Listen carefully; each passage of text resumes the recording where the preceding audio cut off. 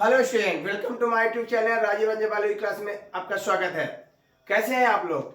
तो आप लोग को पता होगा ना कि अध्याय 9 में आपने टोटल 50 क्वेश्चन कवर कर लिया होगा पार्ट 1 और पार्ट 2 के साथ। आज चैप्टर 10 मानव कल्याण एवं सूक्ष्म जीव में है ना, हम लोग टोटल आज 25 क्वेश्चन कवर करेंगे जो पार्ट 1 के साथ होने वाला है। तो जो भी बच्चे हमारे चैनल पर नए हैं उनसे रिक्वेस्ट है कि वो चैनल को जल्द ही सब्सक्राइब कर लें, है ना। और जिन बच्चों को कमेंट में उनका हम कमेंट पढ़े थे उनको करना था सर लाइव क्लास के लिए, तो बेटा ज्यादा से ज्यादा पहले चैनल को आप सब्सक्राइब कर लो, है ना।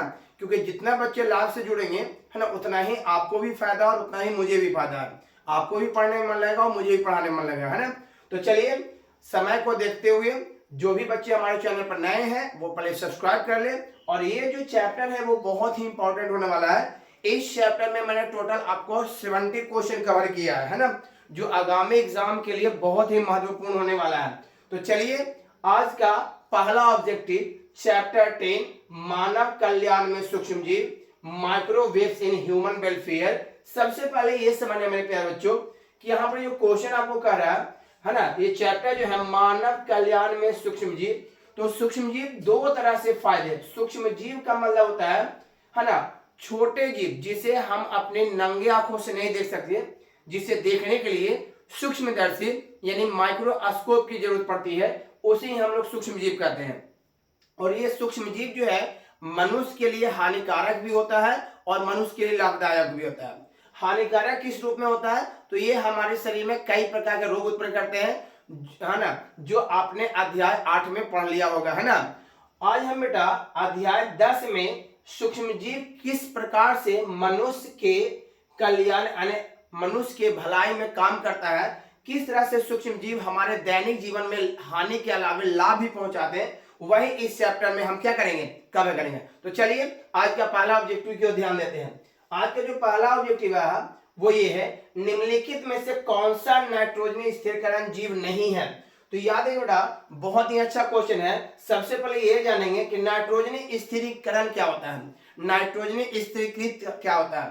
तो नाइट्रोजनी स्थिरीकरण वाला होता है कि जब कोई सूक्ष्म जीव है ना मिट्टी में नाइट्रोजनी स्थिरीकरण द्वारा मिट्टी की उर्वरता शक्ति को क्या करते हैं, बढ़ाते हैं, तो उससे क्या होता है ना, फसलों के पैदावार में वृद्धि होती है।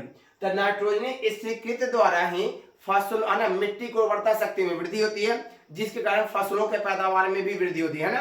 तो चलिए बेटा बहुत अच्छा क्वेश्चन है। नाइट्रोजनी स्थिरीकृत जीव नहीं है, यानी इसमें से कौन सा वो सूक्ष्म जीव है जो नाइट्रोजन स्थिरीकरण में भाग नहीं लेता है? तो ये तीनों आप देख सकते हैं, एनामिना, नॉस्टॉक और एजोबैक्टर, ये तीनों जो है नाइट्रोजनी स्थिरीकरण में अपना महत्वपूर्ण भूमिका निभाते हैं, जो मृदा की उर्वरता शक्ति को बढ़ाते हैं, है ना, और फसलों का पैदावार में भी वृद्धि करते हैं। तो ये तीनों जो है बेटा ये नाइट्रोजनी स्थिरीकृत जीवाणु है। बट ये जो है एस्यूडोमोनास, है ना, ये जो है बेटा एस्यूडोमोनास जो है एक ऐसा सूक्ष्म जीव है जो नाइट्रोजन स्थिरीकरण में भाग नहीं लेता है। तो हमारा डी ऑप्शन बिल्कुल सही है, D is the right answer. चलो बेटा क्वेश्चन नंबर 2 क्या कहता है, बहुत ही अच्छा क्वेश्चन है। सबसे मशहूर नाइट्रोजन स्थिरीकरण में प्रयुक्त होने वाला जीवाणु या जैव उर्वरक कौन है? वो कौन सा सूक्ष्म जीव है जो नाइट्रोजन स्थिरीकरण में सबसे महत्वपूर्ण माना गया है, सबसे महत्वपूर्ण होता है जैव उर्वरक के रूप में, है ना।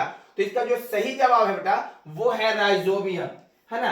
राइजोबियम एक ऐसा सूक्ष्म जीव है जो दलहनी एवं तिलहनी पौधों की जड़ों में पाए जाते हैं, और ये नाइट्रोजनी स्थिरीकरण द्वारा मृदा की उर्वरता शक्ति को क्या करते हैं, बढ़ाते हैं। इसलिए कहा जाता है कि जो दो धान्य फसलों के बीच एक दलहनी या तिलहनी पौधा लगाना चाहिए। क्यों है? क्योंकि दलहनी एवं तिलहनी पौधों की जड़ों में राइजोबियम नामक जीवाणु पाए जाते हैं ना। कौन नामक? राइजोबियम नामक जीवाणु पाए जाते हैं जो मृदा की उर्वरता शक्ति को बढ़ाते हैं। किसके द्वारा? नाइट्रोजनी स्थिरीकरण द्वारा। ठीक है, बहुत ही अच्छा क्वेश्चन बेटा, और इस तरह के क्वेश्चन ही आगामी एग्जाम में पूछने की पूर्ण संभावना है ना। तो चलिए क्वेश्चन नंबर 3 क्या कहता है, अवशिष्ट जल उपचार। याद है बेटा अवशिष्ट जल उपचार को हम लोग है ना बाहित मल जल उपचार भी कहते हैं। इसको हम लोग सीवेज के नाम से भी जानते हैं। सीवेज मतलब अवशिष्ट जल उपचार, मतलब जो बेकार जल है उस बेकार जल को शुद्धिकरण के फलस्वरूप पेयजल बनाना। यानी कि आप देखते होंगे बहुत सारे नदियों में जो बेकार जल है आज उसे प्यूरिफाई करके लोग उन्हीं को पी रहे हैं, है ना। तो जो अवशिष्ट जल है वो जल उपचार द्वारा बृहत मात्रा में उत्पन्न गाद का प्रबंधन होता है। किसके द्वारा? यानी जो अवशिष्ट जल है उनके उपचार में जो बड़े पैमाने पर जो गाद है उनका प्रबंधन होता है। किसके द्वारा? बहुत ही अच्छा क्वेश्चन बेटा। तो इसका सही जवाब है अवायवीय पाचक द्वारा। कहीं कहीं बच्चों को आ नहीं दिखा देगा, वायवीय पाचक दिखा देगा, तो आपको घबराने की जरूरत नहीं है।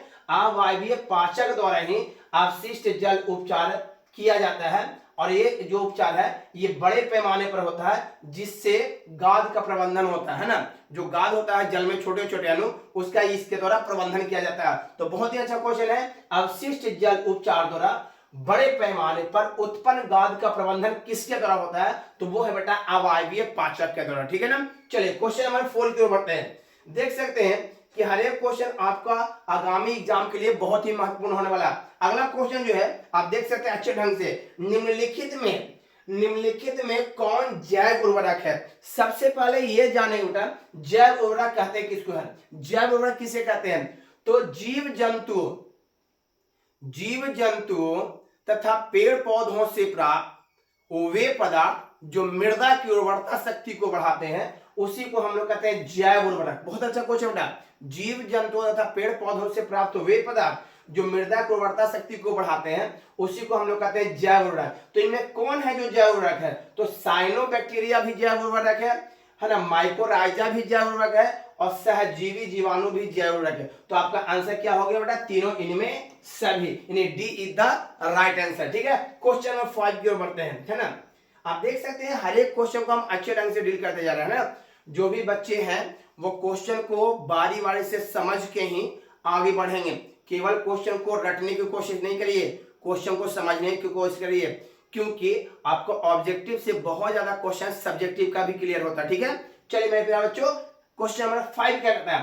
धान के खेतों में समान नाइट्रोजन स्थिरीकारक है। इनमें कौन सा जो है जीवाणु है जो धान के खेतों में बहुत महत्वपूर्ण अपना योगदान निभाते हैं? तो वो है एजोस्पाइरिलम। एजोस्पाइरिलम एक ऐसा सूक्ष्म जीव है जो धान के खेतों में नाइट्रोजन स्थिरीकरण का काम करते हैं। बहुत ही अच्छा क्वेश्चन बेटा। तो याद है बेटा क्वेश्चन नंबर 5 का आंसर क्या है? B. B is the right answer. फिर से देखते हैं धान के खेतों में समान रूप से नाइट्रोजन स्थिरीकरण में कौन सा सूक्ष्म जीव मदद करते हैं? तो एजोस्पाइरिलम ये एक ऐसा सूक्ष्म जीव है जो धान के खेतों में नाइट्रोजनी स्थिरीकरण के फलस्वरूप मृदा की उर्वरता शक्ति को क्या करते हैं? बढ़ाते हैं, जिसके कारण धान के पैदावार में कई गुना क्या होती है? वृद्धि होती है। चलिए क्वेश्चन नंबर 6 क्या कहता है? ये रहा क्वेश्चन नंबर 6। आप देख सकते हैं हर एक क्वेश्चन को आप पहले से देख लीजिए, है ना, ताकि आपको इसका आंसर है ना, आंसर को चूज करने में कोई परेशानी ना हो। तो बेटा बहुत ही अच्छा क्वेश्चन है। मृदा का मतलब होता है मिट्टी में नाइट्रोजन स्थिरीकरण हेतु हम किसका उपयोग करते हैं? बहुत अच्छा बेटा, मिट्टी में नाइट्रोजन स्थिरीकरण। बार बार ये क्वेश्चन आ रहा है और ये क्वेश्चन आपको भी पता है सब्जेक्टिव में भी आता है। तो जो बच्चे ऑब्जेक्टिव क्लियर कर रहे हैं थोड़ा सा सब्जेक्टिव में इस क्वेश्चन को भी देख लें, क्योंकि 2 नंबर में ये क्वेश्चन बार बार पूछा जाता है और ये नाइट्रोजन स्थिरीकरण से 5 नंबर भी क्वेश्चन आता है, यानी 1, 2 और 5 ये तीनों क्वेश्चन आपको है ना नाइट्रोजन स्थिरीकरण से पूछा जाता है। तो मृदा में नाइट्रोजन स्थिरीकरण हेतु हम किसका प्रयोग करते हैं? यानी मृदा में नाइट्रोजन स्थिरीकरण के फलस्वरूप उर्वरता शक्ति को बढ़ाने में हम किसका प्रयोग करते हैं? तो इसका सही जवाब बेटा नील हरित बैक्टीरिया का प्रयोग करते हैं हम मृदा में नाइट्रोजन स्थिरीकरण के लिए। चलिए क्वेश्चन नंबर 7 क्या कहता है? क्वेश्चन नंबर 7 बेटा ये रहा, है ना। क्या कहता है क्वेश्चन नंबर 7? तो कहता किस गैर फली पौधा के जड़ पिंड में जैविक खाद मौजूद होते हैं? वो कौन सा गैर फली पौधा है जिसके जड़ पिंड में जैविक खाद पाया जाता है? बहुत ही अच्छा क्वेश्चन बेटा। वो कौन सा फली पौधा है जिनके जड़ पिंड में जैविक खाद मौजूद होते हैं? बहुत ही अच्छा क्वेश्चन बेटा। तो वो है फ्रॉन्किया। फ्रॉन्किया एक ऐसा फली पौधा है जिनके जड़ में जैविक खाद प्राकृतिक रूप से पाया जाता है और ये खुद अपने आप में मृदा की उर्वरता शक्ति को क्या करते हैं, बढ़ाते हैं। तो किस गैर फली पौधों में जड़ पिंड में जैविक खाद मौजूद होते हैं? तो इसका सही जवाब है फ्रॉन्किया, यानी कि सी इज द राइट आंसर। बहुत अच्छा क्वेश्चन है ये। अगला क्वेश्चन क्या कहता है, भूमि की उर्वरता शक्ति। यहां पर कहीं कहीं आपको क्वेश्चन मिलेगा मिट्टी की उर्वरता शक्ति भी, तो आपको घबराना नहीं, भूमि का संपर्क यहां मिट्टी से है। भूमि यानी मिट्टी की उर्वरता शक्ति का परिभाषित करने वाला जीव का समूह है। बहुत अच्छा क्वेश्चन बेटा, वो कौन सा जीव का समूह है जो मिट्टी की उर्वरता शक्ति को क्या करता है, बढ़ाता है? तो वो है आपका जैविक खाद। जैविक खाद जो है जीव जंतुओं एवं पेड़ पौधों से प्राप्त होते हैं, है ना। तो याद है बेटा, जैविक एक ऐसा खाद है जो मिट्टी की उर्वरता शक्ति को काफी तेजी से बढ़ाता है और ये लंबे समय तक रहता है। ठीक है, चलिए क्वेश्चन नंबर 9 क्या कहता है? क्वेश्चन नंबर 9 क्या कहता है बेटा, जैविक खाद का मुख्य स्रोत है। तो बहुत ही बेटा, अभी मैंने बताया कि जैविक खाद किससे प्राप्त होता है, जीव जंतु तथा पेड़ पौधों से प्राप्त अवशिष्ट पदार्थों से, है ना। तो जीव जंतु तथा पेड़ पौधों से प्राप्त अवशिष्ट पदार्थ को ही हम लोग जैविक खाद कहते हैं, जो मृदा की उर्वरता शक्ति को बढ़ाते हैं। तो जैविक खाद का मुख्य स्रोत जो है बेटा, वो है जीवाणु। जीवाणु में कौन से जीवाणु? कवक और साइनोबैक्टीरिया। कौन कौन है बेटा? कवक एवं साइनोबैक्टीरिया। देखिएगा, कवक एवं साइनोबैक्टीरिया, है ना। ये दोनों ऐसे जीवाणु हैं जो जैविक खाद के रूप में मृदा की उर्वरता शक्ति को बढ़ाते हैं। तो याद है कभी कभी ऑप्शन जीवाणु ना देके कवक एवं साइनोबैक्टीरिया दे देगा, तो आप इसी को टिक आउट करिएगा। ठीक है ना। चलिए क्वेश्चन नंबर 10 क्या कहता है? क्वेश्चन नंबर 10 क्या कहता है बेटा, फ्रॉन्किया है एक, अभी मैंने बताया बेटा, फ्रॉन्किया है एक, तो अभी मैंने बताया कि यह जो है एक जैविक खाद है जो जीव जंतुओं तथा पेड़ पौधों के, है ना, अवशिष्ट पदार्थों से प्राप्त होते हैं। तो फ्रॉन्किया क्या है बेटा, एक जैव उर्वरक है ना, जो जीव जंतु तथा पेड़ पौधों से प्राप्त होते हैं। देखते हैं क्वेश्चन को इस तरह से भी आपको पूछ सकता है, तो आपको घबराने की आवश्यकता नहीं। हर एक क्वेश्चन को हमने आपके लिए चूज कर लिया है कि आपको आगामी एग्जाम में किस तरह का क्वेश्चन दे, आपको परेशानी कर सकता नहीं। ठीक है, चलिए क्वेश्चन नंबर 11 क्या कहता है? क्वेश्चन नंबर 11 ये रहा बेटा, कवक मूलक एक सहजीवी संघ है। बहुत ही अच्छा क्वेश्चन बेटा, कवक मूलक एक सहजीवी संघ है, तो वो है कवक तथा पौधों की जड़ों के बीच का संबंध। याद रखिए, यानी B is the right answer. कवक मूलक एक सहजीवी संघ है, किसका किसका? कवक तथा पौधों के जड़ों के बीच का ये संबंध है। बहुत ही अच्छा क्वेश्चन बेटा, कवक मूलक एक सहजीवी संघ किसका है? कवक तथा पौधों के जड़ों के बीच के संबंध का। चलिए क्वेश्चन नंबर 12 क्या कहता है? क्वेश्चन नंबर 12 क्या कहता है, एजोला सहजीवी संबंध बनाता है। बहुत अच्छा क्वेश्चन बेटा, एजोला सहजीवी संबंध बनाता है, एजोला सहजीवी संबंध बनाता है। तो वो सही जवाब बेटा एनावीना के साथ। किसके साथ? एनावीना के साथ। ये मीठा पानी का एक फर्न है, मीठा, है ना, पानी का एक क्या है बेटा, पानी का ये फर्न है। याद रखिएगा, एनावीना मीठा पानी का एक क्या बेटा, फर्न है। तो एजोला सहजीवी का संबंध होता है एनावीना से, जो मीठा पानी का एक क्या है, फर्न है। चलिए क्वेश्चन नंबर 13 क्या कहता है?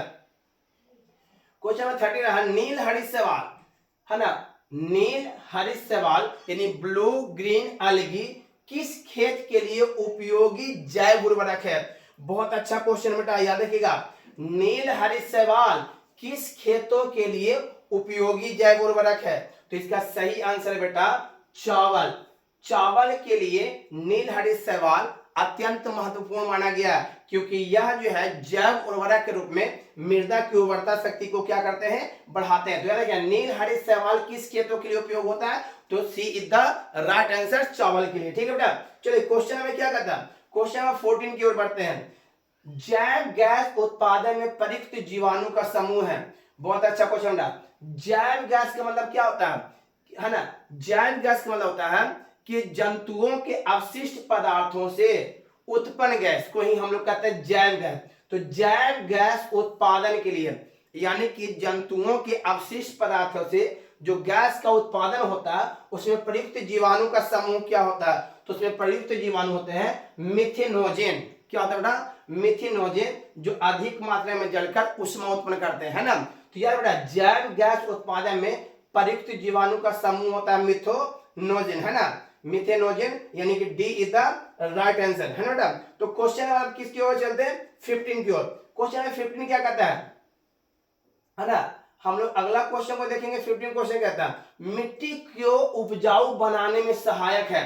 तो यार बेटा मिट्टी को उपजाऊ बनाने में सहायक कौन है, तो आपको सबको आंसर पता होगा। इसका सही जवाब बेटा जैविक खाद। जैविक खाद जो जीव जंतु तथा पेड़ पौधों के अवशिष्ट पदार्थ से प्राप्त होते हैं, जो मिट्टी को उपजाऊ बनाने में अत्यंत महत्वपूर्ण होता है। तो मिट्टी को उपजाऊ बनाने में सहायक है, B is the right answer, जैविक खाद। चलो बेटा क्वेश्चन नंबर 16 क्या कहता है, क्वेश्चन नंबर 16 कहता है नाइट्रोजन स्थिरीकरण में के योग जीवाणु है। तो इसका जवाब हम पहले भी एक क्वेश्चन में दे चुके हैं, बट वो क्वेश्चन थोड़ा उल्टा था, ये सीधा करके दिया है। नाइट्रोजन स्थिरीकरण में के योग जीवाणु है, तो वो है बेटा एजोबैक्टर। एजोबैक्टर एक ऐसा जीवाणु है जो नाइट्रोजन स्थिरीकरण में अपना महत्वपूर्ण भूमिका निभाते हैं, और नाइट्रोजन स्थिरीकरण के फलस्वरूप ही ये मृदा की उर्वरता शक्ति को क्या करते हैं, बढ़ाते हैं। अब देख सकते हो बेटा नाइट्रोजन स्थिरीकरण से कितना ज्यादा क्वेश्चन पूछा है, क्योंकि अभी मैंने बता दिया इससे 1 नंबर का क्वेश्चन पूछा जाता है, 2 और 5, ये तीनों तरह का क्वेश्चन इससे पूछा जाता है, ठीक है ना। तो हर एक क्वेश्चन को ध्यान से देखिएगा। क्वेश्चन नंबर बेटा 17 क्या कहता है, क्वेश्चन नंबर 17 क्या कहता है साइनोबैक्टीरिया का प्रयोग जैव उर्वरक के रूप में किया जाता है। तो साइनोबैक्टीरिया के लिए उपयोग कौन सा इसमें फसल है जिसके साथ किया जाता है। क्वेश्चन फिर से रिपीट करें बेटा, साइनोबैक्टीरिया का उपयोग जैव उर्वरक के रूप में किया जाता है, तो वो किया जाता है बेटा धान के लिए। साइनोबैक्टीरिया का उपयोग धान के खेतों में किया जाता है, ठीक है ना, उर्वरता शक्ति को बढ़ाने के लिए। क्वेश्चन नंबर 18 क्या कहता है बेटा, क्वेश्चन नंबर 18 बहुत ही इंपॉर्टेंट होने वाला है, देख लीजिएगा।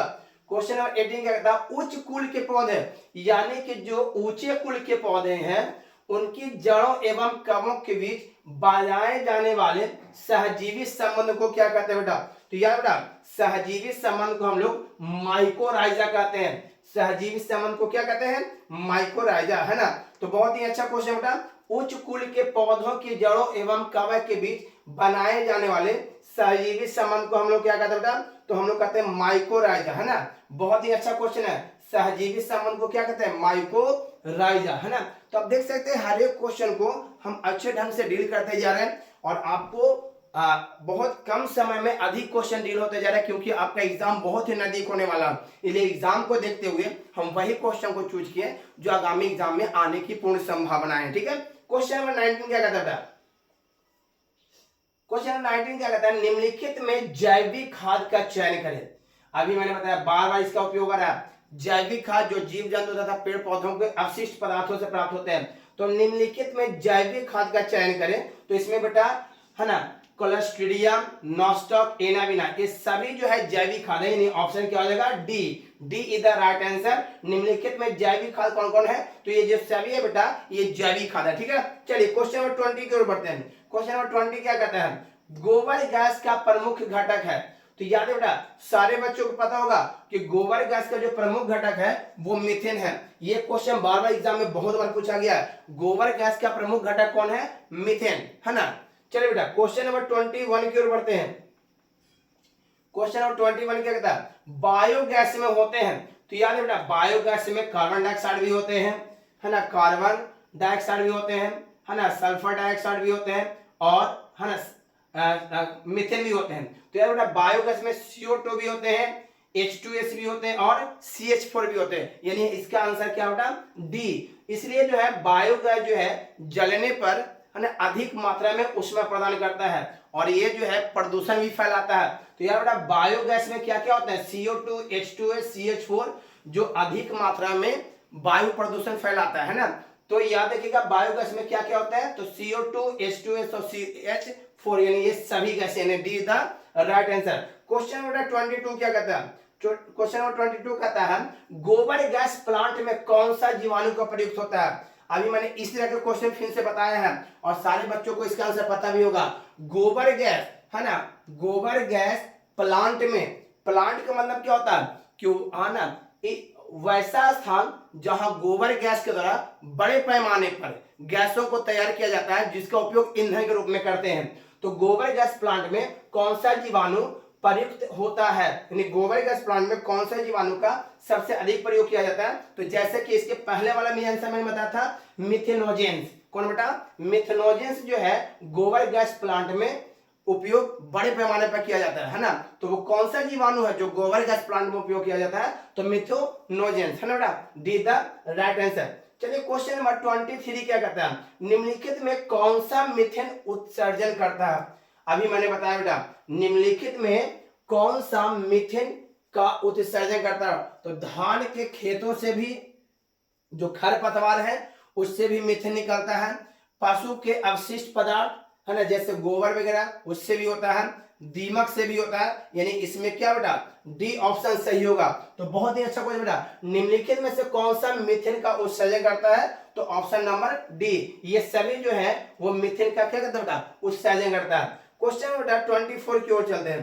क्वेश्चन 24 क्या कहता है? इनमें कौन सा निमेटोडा तंबाकू के पौधों की जड़ों को संक्रमित करता है? इनमें कौन सा निमेटोडा तंबाकू के जड़ों को संक्रमित करता है? तो इसका सही जवाब बेटा है ना मिलाइडाइजिन इनकोगिनेटा है ना, मिलाइडाइजिन इनकोगिनेटा एक ऐसा ये है ना नेमेटोडा है जो तंबाकू के पौधों के जड़ों को संक्रमित करता है और तंबाकू के पौधों की वृद्धि को क्या करता है? रोकता है। ठीक है बेटा, आपको भी पता है तंबाकू एक नशीला पदार्थ है ना, जिसके सेवन से जो है ना आपको कैंसर भी हो सकता है, क्योंकि इसमें जो है निकोटीन जैसे हानिकारक पदार्थ पाया जाता है। ठीक है, चलिए अंतिम क्वेश्चन की ओर बढ़ते हैं जो बहुत ही मजेदार हो रहा है। बैसिलस थुरिंजिएंसिस, बैसिलस थुरिंजिएंसिस जिसको हम लोग कहते हैं बीटी, बार बार इस नाम को आप लोग सुने होंगे।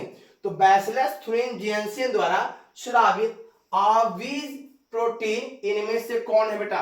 तो सारे बच्चों को इसका आंसर पता होगा कि बैसिलस थुरिंजिएंसिस के द्वारा क्राई प्रोटीन उत्पन्न होता है जो कपास के पौधों पर पाया जाता है। किस पर बेटा? कपास के पौधों पर। तो बहुत ही अच्छा क्वेश्चन है। बैसिलस थुरिंजिएंसिस यानी बीटी द्वारा स्रावित आवीज प्रोटीन इनमें से कौन है बेटा? तो वो है क्राई प्रोटीन। ये क्राई प्रोटीन क्या होते हैं कि कपास के पौधों पर उत्पन्न होने वाले हानिकारक कीड़ों को क्या करते हैं? नष्ट करके कपास के पौधों को सुरक्षा प्रदान करते हैं। तो आप देख सकते हैं बेटा 25 क्वेश्चन को मैंने कवर कर लिया है आपको अध्याय 10 में। तो मुझे उम्मीद है सारे बच्चों को ये जो है ना टोटल 25 क्वेश्चन आज समझ में आ गया होगा। 26 क्वेश्चन से हम नेक्स्ट वीडियो में देखेंगे। तो जो भी बच्चे हमारे चैनल पर नए हैं है ना, उनसे रिक्वेस्ट है कि वो चैनल को सब्सक्राइब कर ले और वीडियो को ज्यादा से ज्यादा शेयर करें है ना। चलिए हमारे चैनल से बने रहने के लिए धन्यवाद। जय हिंद।